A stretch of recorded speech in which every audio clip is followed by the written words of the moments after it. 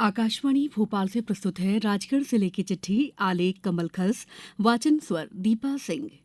राजगढ़ जिले की 5 विधानसभा सीटों पर मतदान में मतदाताओं ने भारी उत्साह दिखाया, जिसके चलते पांचों विधानसभा सीटों पर बंपर मतदान करते हुए मतदाताओं ने 84% से अधिक मतदान कर जिले के पिछले रिकॉर्डों को तोड़ दिया।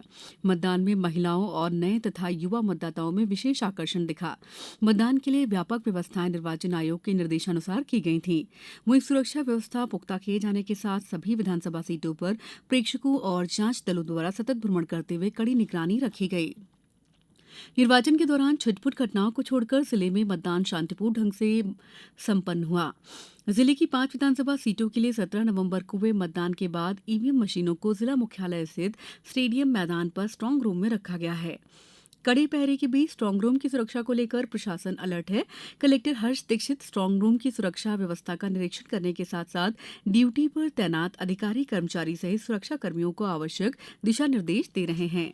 राजगढ़ जिले में निर्वाचन आयोग के निर्देशानुसार राज्य और केंद्र सरकार के मंत्रियों तथा राज्य मंत्रियों को मतगणना केंद्रों में प्रवेश की अनुमति नहीं होगी। मंत्रीगण केवल उस स्थिति में ही मतगणना केंद्रों में प्रवेश पा सकेंगे जबकि वो खुद विधानसभा चुनाव में उम्मीदवार हों। वो केवल उसी विधानसभा क्षेत्र के मतगणना कक्ष में प्रवेश कर सकेंगे जहां से वे चुनाव लड़ रहे हैं। लेकिन ऐसी स्थिति में उनकी सुरक्षा के लिए तैनात सशस्त्र गार्डों को मतगणना केंद्र के भीतर प्रवेश नहीं करने दिया जाएगा। राजगढ़ जिले में विधानसभा चुनाव और दिवाली पर्व के चलते करीब 12 दिन बाद खुली कृषि उपज मंडी में पहले ही दिन 8,000 क्विंटल के करीब सोयाबीन की उपज आई।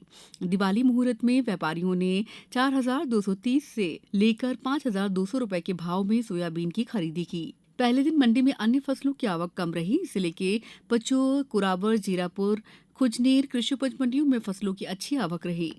राजगढ़ जिले में ग्रामीण क्षेत्रों में होने वाले सामूहिक विवाह समारोह में शामिल वर वधु के उम्र प्रमाण पत्र समितियों को एसडीएम कार्यालय में देने होंगे। निर्धारित उम्र से कम उम्र पाए जाने पर वैधानिक कार्रवाई किए जाने के निर्देश जिले के सभी एसडीएम और राजस्व अधिकारियों सहित महिला विकास अधिकारियों को दिए गए हैं। कलेक्टर हर्ष दीक्षित ने जिले में आयोजित होने वाले सामूहिक विवाह सम्मेलनों में निर्धारित आयु पूर्ण करने वाले वर वधु को ही सम्मिलित किए जाने के निर्देश दिए हैं। जिले में 2 पहिया और 4 पहिया वाहन चालकों को सुरक्षा की दृष्टि से हेलमेट लगाने और सीट बेल्ट लगाकर वाहन चलाने की अनेक बार समझाइश देते हुए जागरूकता अभियान भी चलाया गया। अब हाईकोर्ट की सख्त टिप्पणी और पुलिस मुख्यालय भोपाल द्वारा आदेश के बाद 50 दिवसीय सघन चेकिंग अभियान चलाया जा रहा है। पुलिस द्वारा जिले भर में हेलमेट को लेकर लोगों को जागरूक किया जा रहा है। कई स्थानों पर पुलिस ने लोगों को निःशुल्क हेलमेट भी बांटे। राजगढ़ जिले में इस साल हुई अल्प वर्षा के कारण इस साल गेहूं की बोनी का रकबा 50% से भी कम होने जा रहा है। गत वर्ष ब्यावरा तहसील क्षेत्र में करीब 48,000 हेक्टेयर में गेहूं की बोनी की गई थी, जो इस साल घटकर अब तक 21,400 हेक्टेयर में बोनी हुई है। हालांकि गेहूं की बोनी का काम अभी भी चल रहा है। किसान कम पानी की उपज जौ, चना, सरसों, मटर, मसूर, अलसी आदि फसलों की तरफ ध्यान दे रहे हैं।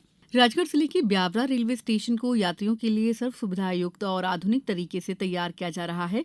केंद्र सरकार की अमृत भारत योजना में शामिल 508 रेलवे स्टेशनों में ब्यावरा रेलवे स्टेशन को भी स्थान मिला है। 20.5 करोड़ की राशि से इस रेलवे स्टेशन का जीर्णोद्धार किया जा रहा है। जिले में देवउठनी एकादशी पर बाजार में दिन भर भीड़ रही और लोगों ने गन्ना खरीदी के साथ पूजन सामग्री भी जमकर खरीदी। तुलसी विवाह के लिए परंपरागत रूप से सजे मंडपों में महिलाओं ने तुलसी सालिग्राम विवाह रचाया और परिवार की सुख समृद्धि की कामना की।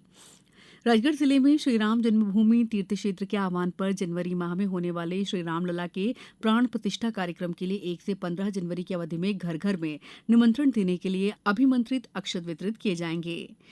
जिले की चिट्ठी समाप्त।